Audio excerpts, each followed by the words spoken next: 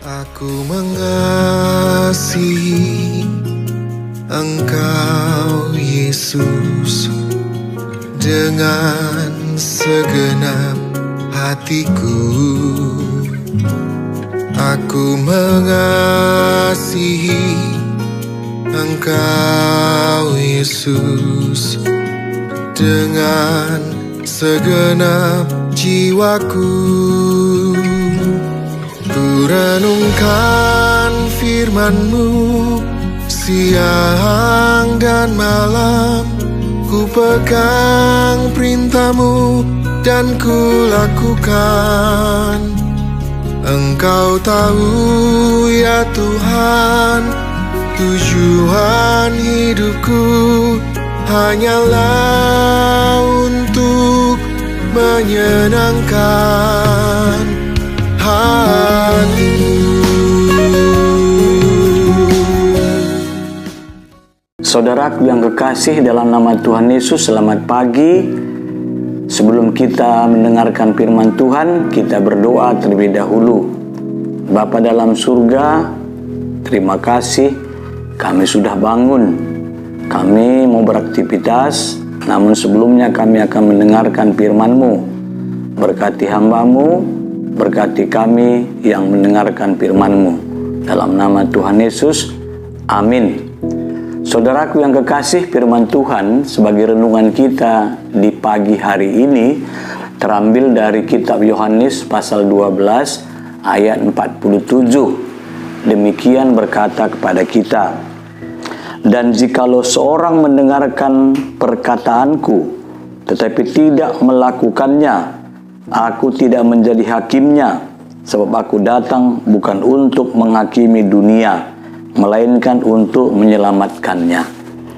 Yesus Kristus sebagai Tuhan dan Juru Selamat kita, pada akhir zaman nanti, Dia akan datang kembali untuk menghakimi kita sebagai manusia, baik kita yang berdosa maupun yang tidak berdosa.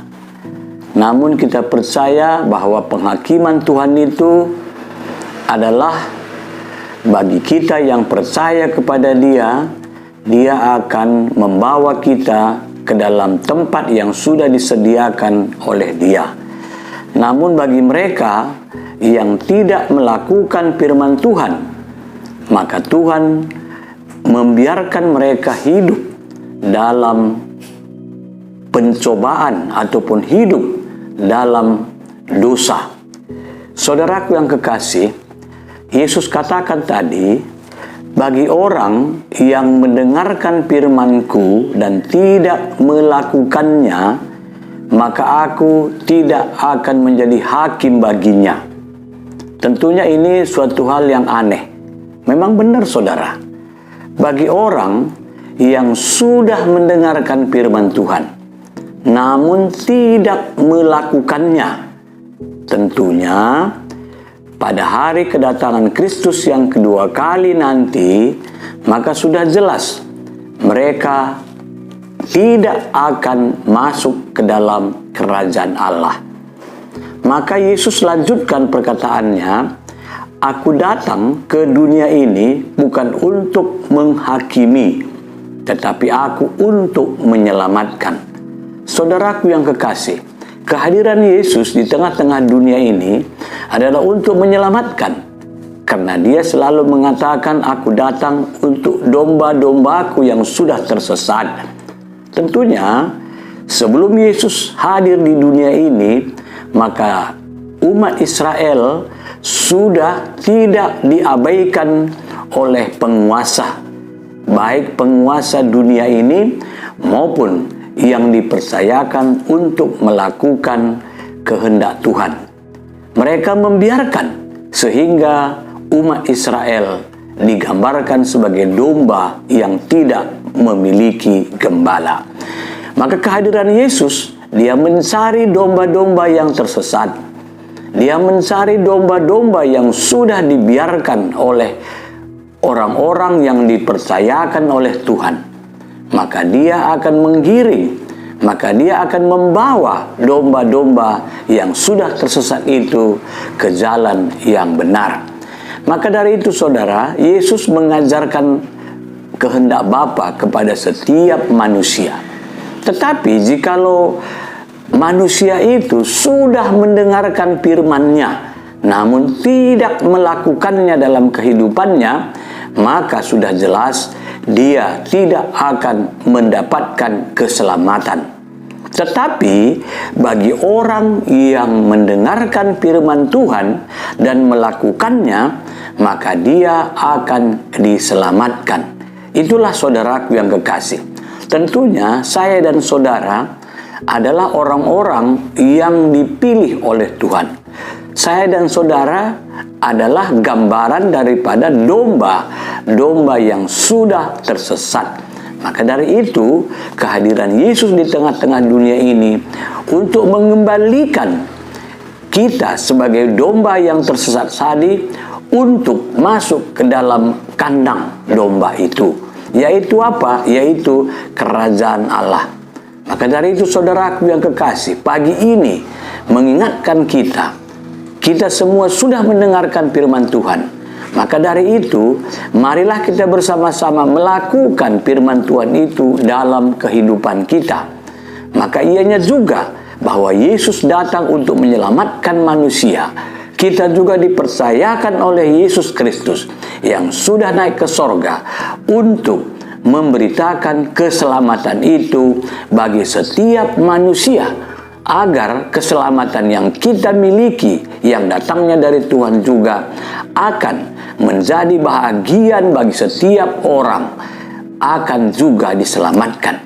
Maka dari itu saudara, tentunya Allah mempercayakan kita sekarang ini sampai kedatangannya yang kedua kali. Apa yang harus kita lakukan? Tentunya saudara, seperti yang dikatakan oleh Yesus, pergilah, jadikanlah semua manusia menjadi muridku. Maka dari itu kita pergi lewat perkataan, lewat perbuatan, lewat tindakan.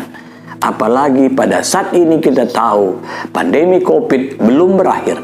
Maka dari itu dituntutlah saya dan saudara untuk melayani, untuk melakukan yang terbaik bagi setiap manusia. Tidak pilih bulu, semuanya, siapapun. Jikalau memang kita bisa berbuat baik, mari kita berbuat baik. Karena Yesus datang ke dunia ini untuk menyelamatkan, bukan untuk menghakimi. Maka kita pun saudara, tidak ada hak kita untuk menghakimi siapapun. Karena itu adalah otoritas daripada Allah itu sendiri. Maka masih ada kesempatan. Mari kita lakukan pelayanan sebaik-baiknya, agar wujud daripada Yesus Kristus yang hadir di dunia ini dulu sampai sekarang masih dapat dirasakan oleh setiap orang. Jangan ditunda. Hari esok adalah hari yang baik diberikan oleh Tuhan bagi kita. Maka dari itu, songsong hari esok penuh dengan sukacita dan juga melayani dengan sungguh-sungguh. Selamat menjalankan tugas tanggung jawab kita sebagai orang percaya.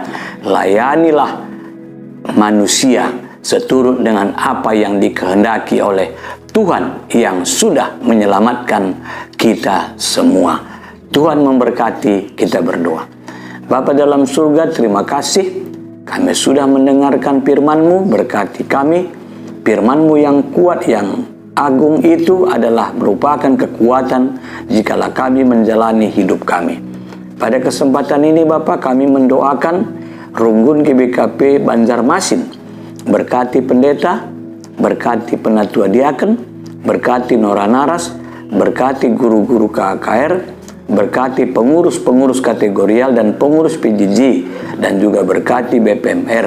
Kami percaya GBKP Banjarmasin akan terwujud memberitakan Injil bagi setiap orang-orang yang ingin menerima Yesus sebagai Tuhan dan Juru Selamat. Kami percaya Bapa, walaupun GBKP Banjarmasin ada Runggun yang termuda di kelas Jakarta, Kalimantan, tapi tidak mengurangi semangat untuk melakukan kehendak Tuhan. Terpuji Engkau, berkati kami hari ini, juga segera Tuhan tuntaskan COVID-19 di tengah-tengah bangsa dan negara kami. Dalam nama Tuhan Yesus kami berdoa. Amin.